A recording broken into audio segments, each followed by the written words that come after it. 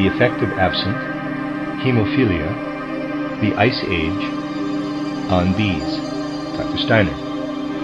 Good morning, gentlemen. Have you thought of something to ask me since last time? More detailed questions are raised concerning the effect of absinthe and also concerning bees and wasps. Dr. Steiner. Well, we have already discussed the question of the effect of absinthe, which, as I told you, is similar to the general effect of alcohol. If we were to go further into these questions, I would like to say something about some other influences on the human body. We must be clear that we cannot speak only about the solid components of the human organism, of the human body, since they amount to at most 10 to 12% of the whole. When we find the human body sketched in a book, the sketch can, of course, only be made by outlining the solid components. So it is believed that man consists only of his brain, lungs, heart, and so on. That is, that he is really composed only of such solid components. As I have told you, however, the human body is approximately 85% fluid, a watery fluid.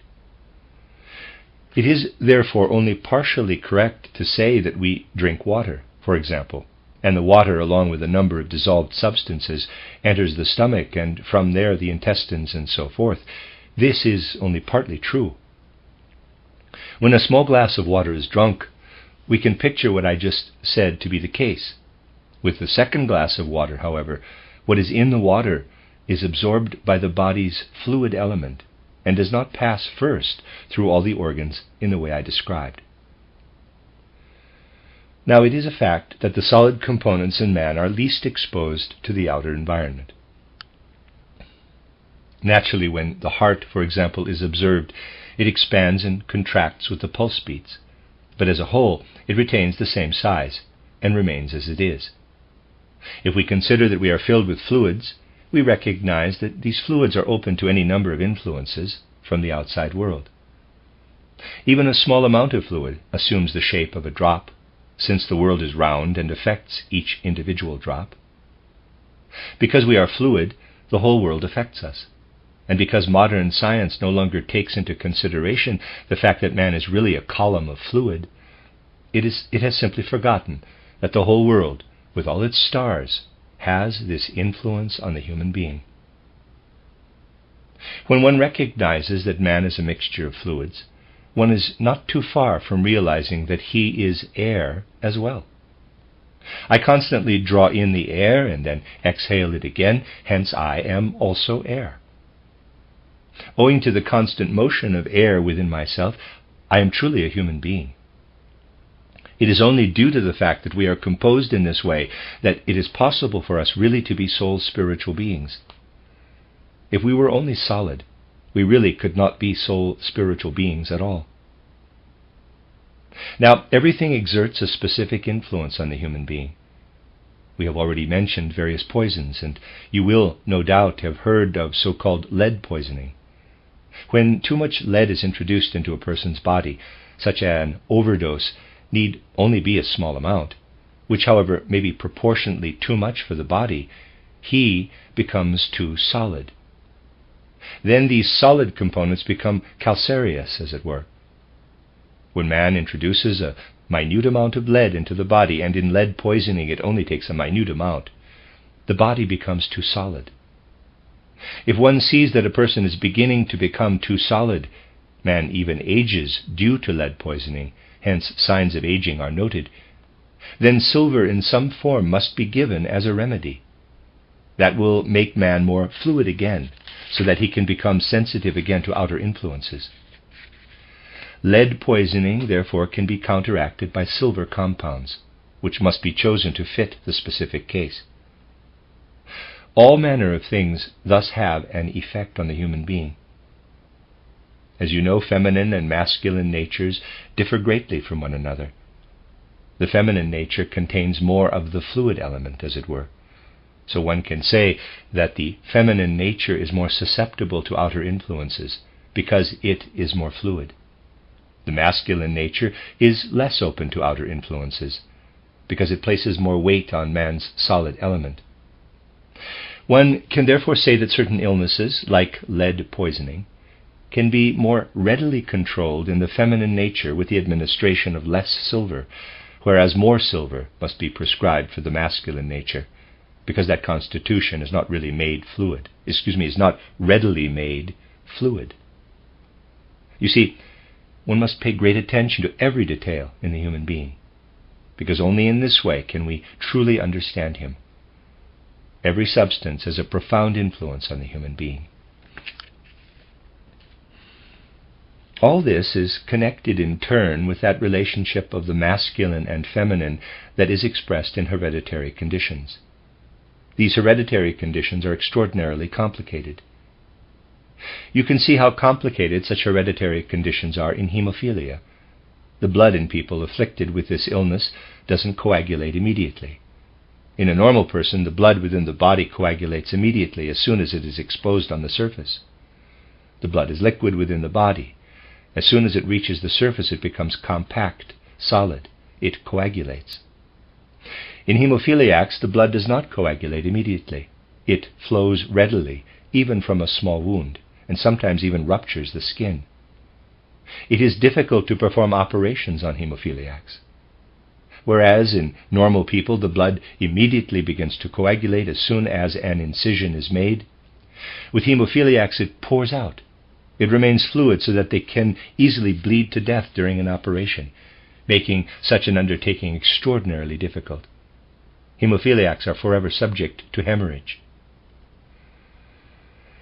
Now it is very strange that a man who is a hemophiliac can marry a woman who is not, and they will have healthy children without hemophilia. If they have sons, the hereditary conditions will not produce any detrimental effects in them.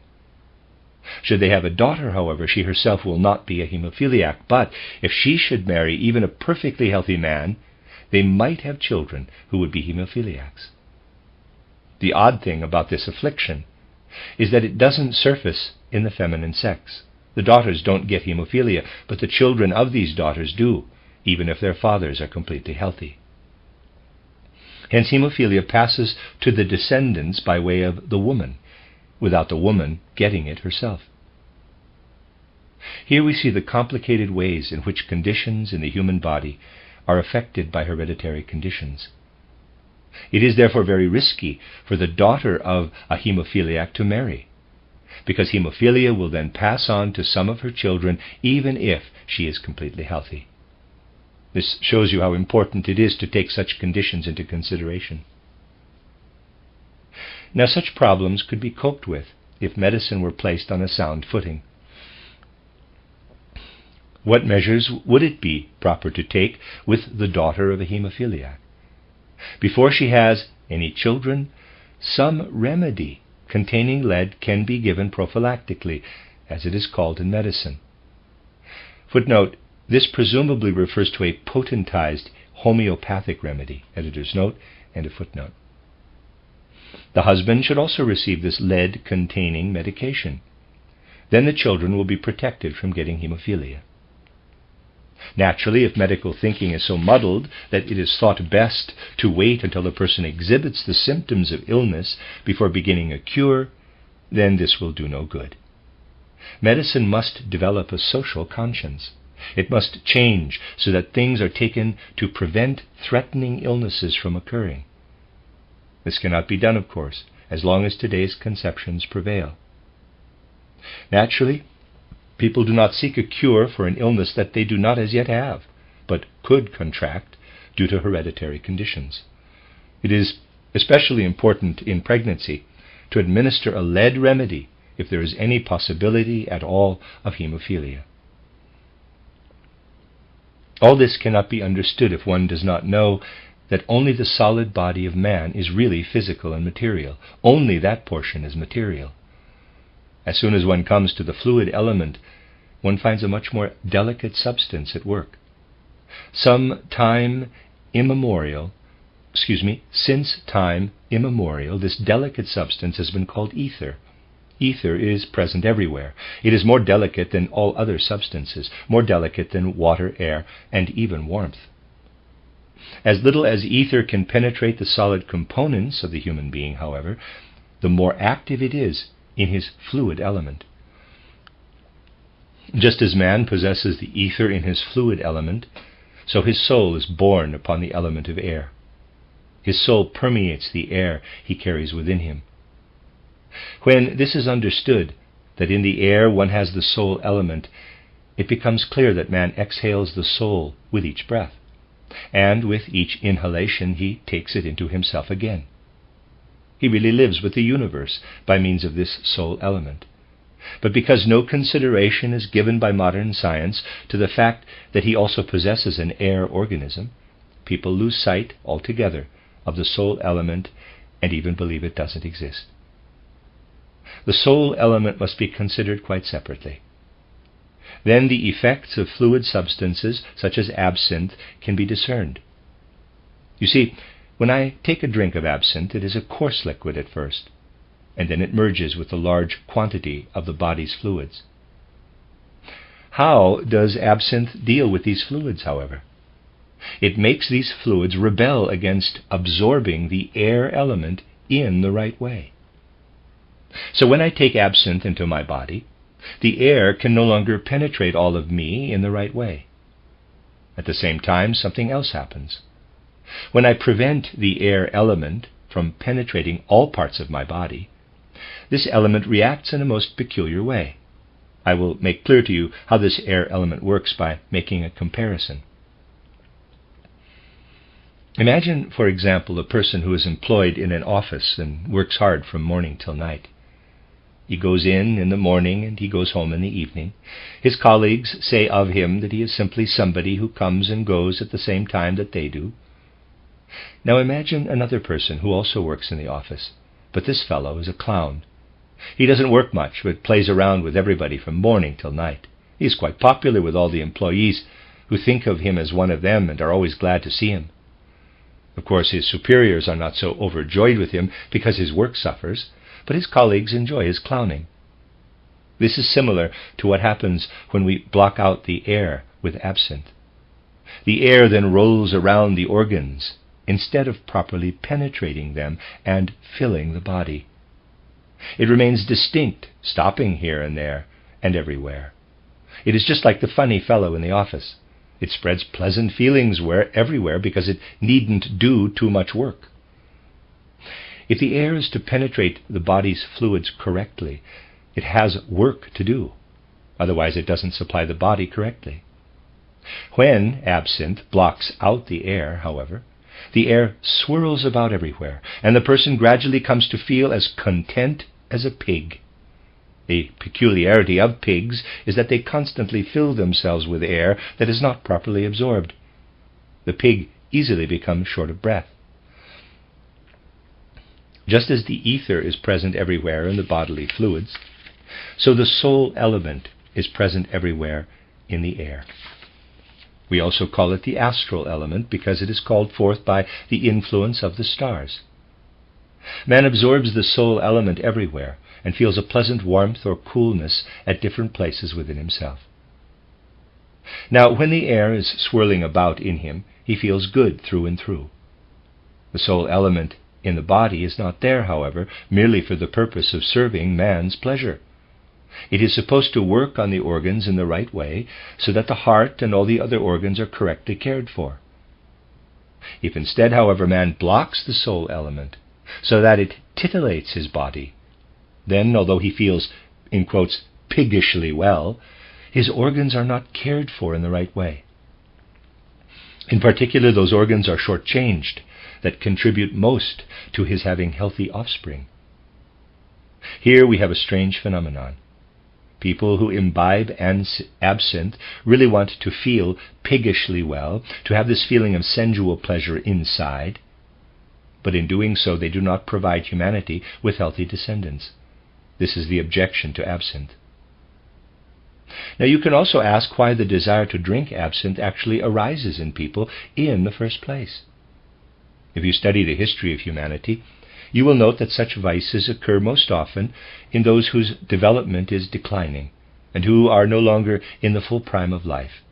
That is, those whose bodies are inwardly already somewhat disintegrated. Then people let the soul element titillate them inwardly. This is also the case in instances in which these vices get out of hand, when people want to introduce all possible substances into the body. People even seek these effects with cocaine, as I told you recently. With cocaine, the soul element has the effect of squeezing the body out. And I have described how such addicts experience something like snakes emerging everywhere from their bodies. The reason a person uses these poisons in this way is because the whole human being is no longer healthy, and he would like to enjoy the soul element as much as possible. Those people who have the least to do will seek out this sensual experience of the body. This is connected with all the historical processes at work in the human race. It is strange how, if we look to Western regions, people permit themselves to be enslaved, as it were, by proclaiming all kinds of laws against alcohol, absinthe, and the like. Even so, people try in any number of ways to get their hands on these substances. This demonstrates that today we are faced with the greatest confusion in human life. On the one hand, human beings want to live indulgently. On the other, as nations, they do not want to deteriorate completely. This lack of insight is the cause of the really insane muddle created by the craving of individuals to subject their bodies to all kinds of substances, and then again the laws created to prohibit them from doing so. People need to gain some insight again. I have explained before that the feminine is connected more with the influences of the universe, whereas the masculine closes itself off from these influences. When men become addicted to absinthe, therefore, they ruin those organs that normally produce offspring, who would become people of inwardly firm and strong character. Absinthe will cause people to become weaklings. So if absinthe is increasingly drunk by men, their children will turn out to be weaklings. They will become a weak race. They will have weak descendants. The males will become effeminate. If women become addicted to absinthe, things will reach a point where children are born extremely susceptible to all kinds of disease. Such matters must be viewed in relation to the whole world. I would like to tell you something extraordinarily interesting. You can ask where much of what we know today really comes from. No attention is ordinarily paid to how much wisdom humanity possesses in the most simple everyday aspects of life. As you know, we name the days of the week: Sunday after the sun, Monday after the moon, Tuesday after Mars. Mardi in French is definitely named after Mars, while in German Wednesday is Mittwoch, or midweek. You only have to take the French Mercredi, and you have Mercury Day, after the planet Mercury. Thursday is after Thor, the Thunderer, in German Donnerstag, from Donner, but Donner Thor is none other than Jupiter. In French we still have Jeudi, Jupiter Day. Friday is named after the German goddess Freya, who is the same as Venus. This is Vendredi in French, my French. Hence the days of the week are named after the planets. Footnote: the English Wednesday is derived from Wotan's Day. Wotan is the Germanic name for the being called Mercury in Latin. And mention of Saturday was omitted by Rudolf Steiner. It is especially obvious in English that the day is named after Saturn. End of footnote. Hence the days of the week are named after the planets. Why is that? Because these names originated at a time when people still knew that man is dependent on the universe. Through the very fact of being alive, all the planets have an influence on us. The days of the week were named accordingly. Today this is called superstition, but calling it superstition is nothing but ignorance. Actually, tremendous wisdom is contained in the naming of the days of the week. Yes, gentlemen, in all these matters there lies a tremendous wisdom. Now, if we ask where this naming of the days of the week came from, we go to Asia and find that 2,000 or 3,000 years before the birth of Christ, extraordinarily clever people lived there. Among the Babylonians and Assyrians were very clever people who were able to observe the influence of the stars. They were the first to name the days of the week. Others then translated them into their own languages. We owe the names of the days of the week to the East, to the Babylonians and the Assyrians, where people were already clever, extremely clever, at a time when Europe looked entirely different. Let us ask what Europe was like around 4,000 years ago, when in Asia, in Assyria and Babylonia, when there were people who really were much cleverer than we are. They were cleverer because they possessed a much greater wealth of knowledge. It is not true that humanity merely progresses smoothly forward. From time to time, humanity also takes steps backward. Now, these people had a great wealth of knowledge.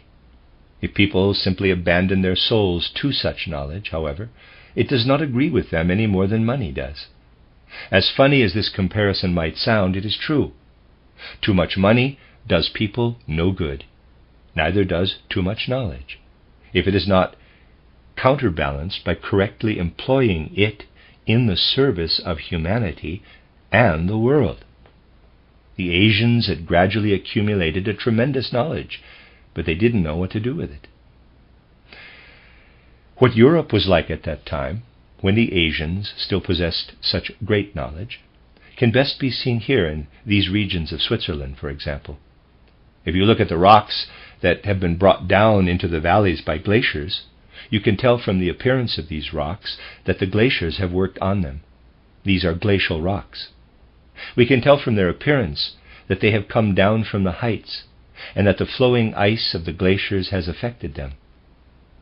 From the way all the rocks around here look, we know that this whole region was once covered with ice. Indeed, the very ground we walk and feel most comfortable on was once covered with glaciers.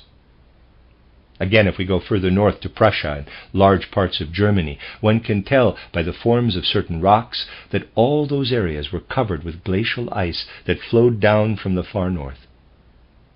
Just as the glaciers descend today to a certain level, so the glaciers moved from the far northern regions all the way into Germany, covering everything with ice. Not so long ago, people had a special preference for large numbers, and so they said, quote, "Oh, certainly Europe was once covered with glaciers, but that was 20 or 30 million years ago." Close quote. This is nonsense, and came about through a calculation that I shall illustrate for you with the following example. Imagine that I observe a human heart today. This human heart constantly undergoes minute changes. If I observe it in a year hence, it will have become a little less resilient, still less in 2 years, and I can now calculate how much less resilient it has become. Now, by adding it all up, I can calculate how much less resilient the heart will be in 100 years, and from this know also what it was like a century ago. I can certainly figure that out. I can take, say, a 7-year-old person. 300 years ago his heart was in such and such a shape. There is only the one small matter of his not having been alive then. Similarly, if I figure out how his heart will have changed 300 years hence, there again is that small matter of his not being alive then. Similar calculations have been made in order to work out how it looked here in Europe, for example, 20 to 30,000 years ago. The glacial period has thus been pushed far back, but one cannot calculate like that. We need a science that in regard to the earth can show what one already knows regarding the human being, that in 300 years he will no longer be living as a physical earthly being. In recent years, learned scientists have become more reasonable, and those with some sense have realized that it was not so long ago that everything here was covered with glaciers. In fact, all of Europe was still iced over when people in Asia were as clever as I have described, when the Babylonian and Assyrian cultures flourished. We need only go back a few thousand years, 4,000 or 5,000, to find that in Europe everything was still iced over. Only gradually, as the ice diminished, did human beings migrate here. Well, these people did not have it as easy as people today. It was much harder on them, since they came from warmer regions where they were not constantly subjected to the cold and where they really fared better. Nevertheless, these people did move into regions that only recently had been covered with ice. Through this they were prevented from experiencing the sensual pleasure of wisdom that would gradually have been theirs in Asia. Because an influence was exerted on Europe from the universe, causing it to be covered with ice when the Asian culture enjoyed a warm climate, a better, more energetic culture developed in Europe than could have evolved in Asia. You see, entire civilizations depend on influences from the cosmos. Moreover, when one thinks of a glass of ocean water, one sees it simply as water to which a little salt has been added. Sea water is salty. So when I add salt to plain water, I get seawater. It is not as simple as that, however. If you look at the ocean, the Atlantic, for instance, you could look at it from beneath the surface. Here's the surface, and there's a sketch, and here's the water. Then this is not merely salt water. A curious phenomenon would be observed. When summer comes, something reminiscent of falling snow would pass through the sea. Looking at this gigantic expanse of the ocean from below the surface, one would not say that it was just filled with seawater. Indeed, one would see it snowing, as it were. What causes this? The sea contains countless minute creatures, all possessing tiny calcareous shells. These creatures are called foraminifera.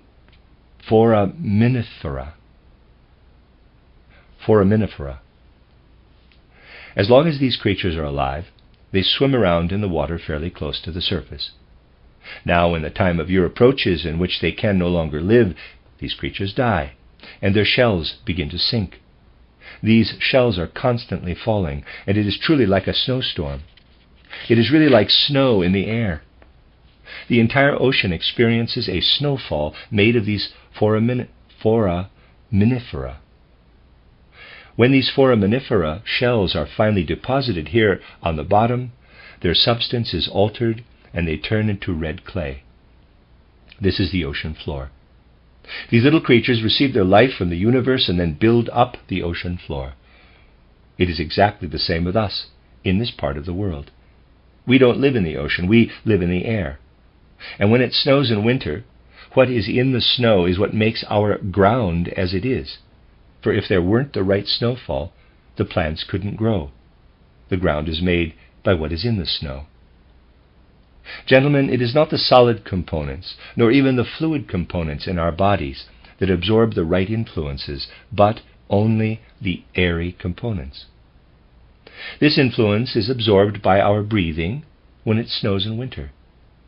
What the world of the stars sends down to us when it snows in winter, we absorb into ourselves and mold in the right way. To do this, however, our souls need to work in the right way on our organs. Otherwise, our organs atrophy. Now, when we burden our bodies with absinthe, we close ourselves off from the starry world. We can no longer absorb the influences of the starry world. The result is that we ruin our bodies by thus exposing them only to the earth's influence. You can see how tremendously important it is, if we are to bring about the right kind of human evolution, for us not to ruin our bodies with absinthe. We must realize that.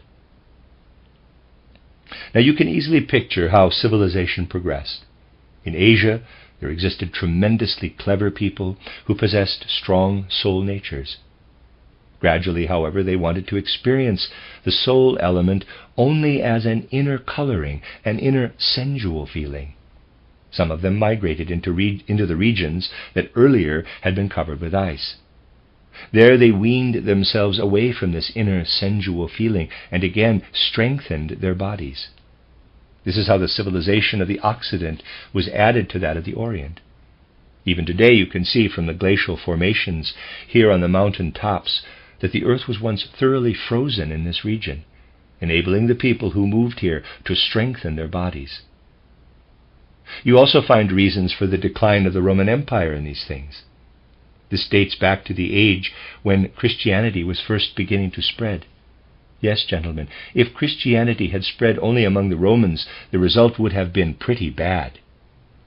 The Romans, who possessed only the remnants of Oriental Asian culture, had become so weakened that they could not accomplish anything.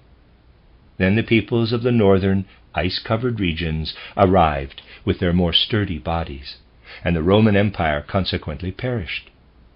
These northern people with their more sturdy bodies took over cultural and spiritual life. History describes this as the barbarian invasions in which the Romans perished when the Germanic tribes arrived. These are really today's Europeans, the Germans, French, and English, because they are all basically Germanic peoples. The French have only absorbed a little more of the Roman element than the Germans, for example. All this is based on the fact that these people came from regions where they could absorb the influences of the universe, whereas the other people, with their wisdom, lived only on the earth. These people that came from the north renewed the whole civilization. So you see, this is how nature is related to everything that takes place in history.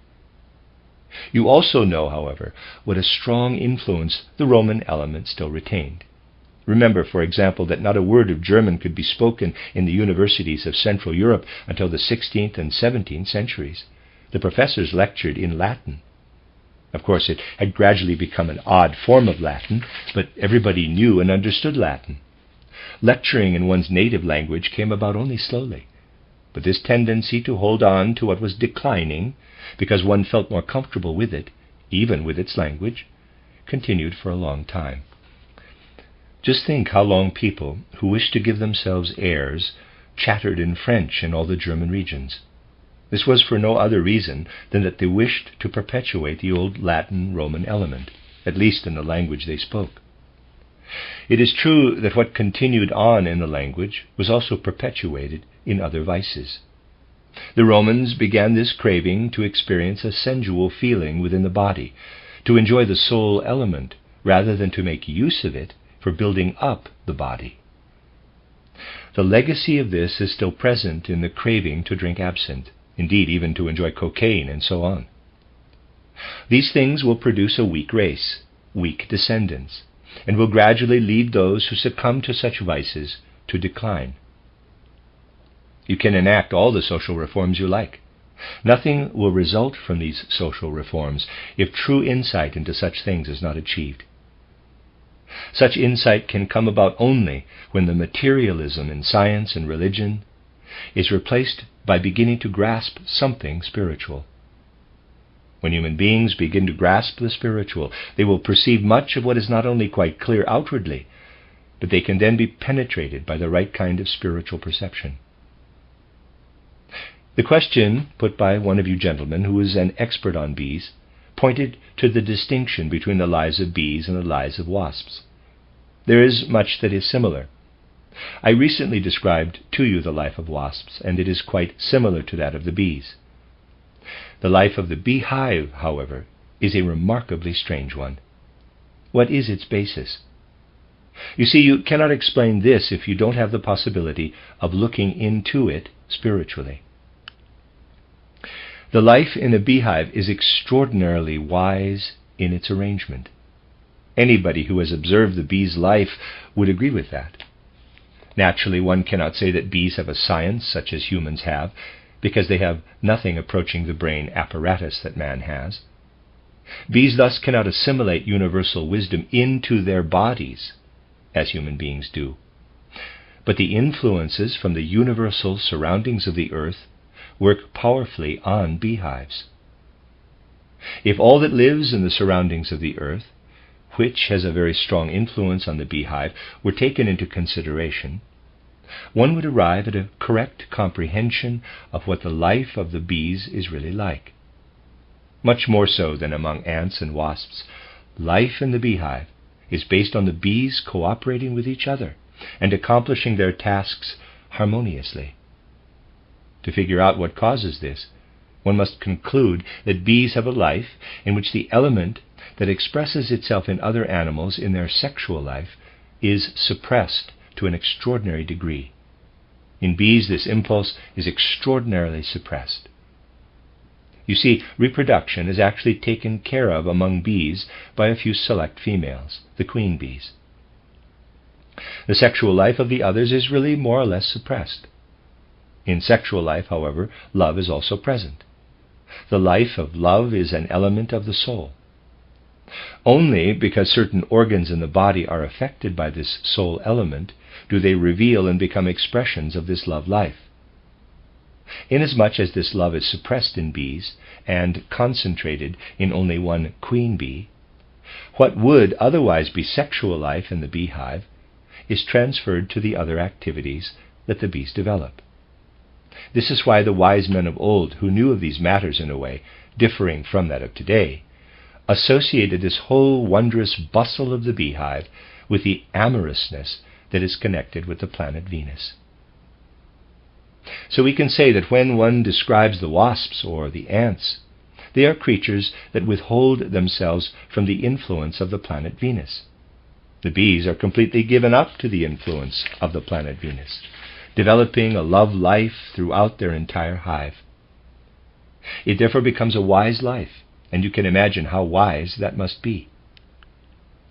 I have described something of the way successive generations of bees are produced.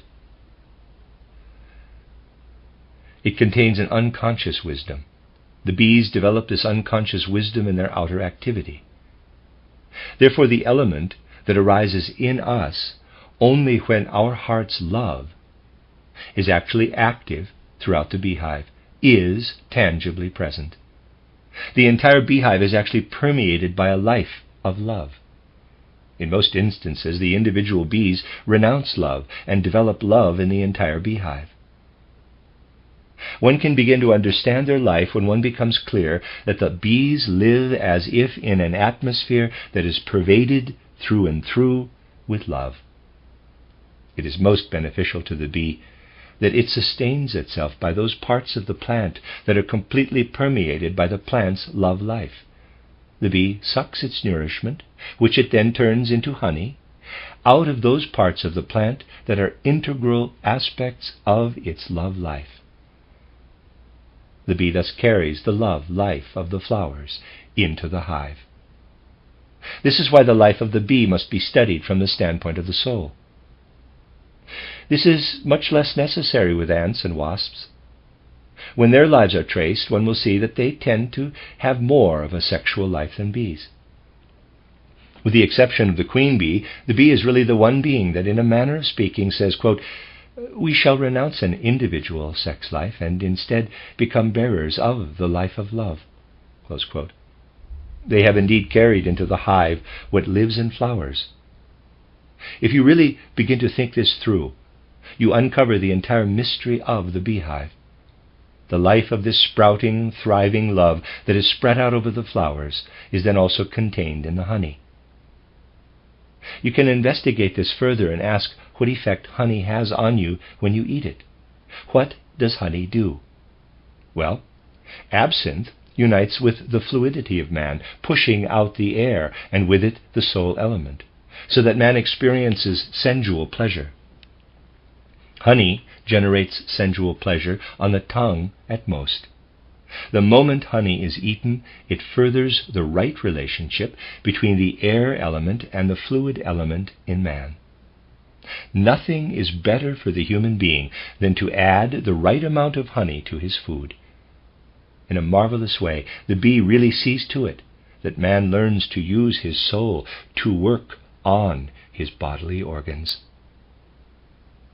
By means of honey, the beehive gives back to man what he needs for his soul to work industriously upon his body. When man drinks quantities of absinthe, he wishes to enjoy his soul. When man adds honey to his meal, he prepares his soul element in such a way that it works and breathes properly in his body. Beekeeping is therefore something that really contributes significantly to civilization, because it makes man strong, whereas to indulge in absinthe is something that will gradually drive the human race to extinction. When you consider that bees receive the greatest influence from the world of the stars, you realize that through the bees the right element can enter the human being. All living things work together in the right way when they are combined in the right way. When a person looks at a beehive, he should say to himself with something akin to exaltation that by the way of the beehive, the whole universe enters human beings and makes them capable people. Drinking absinthe, however, produces incapable human beings. By looking at things in this way, Knowledge of man can thus become knowledge of the universe.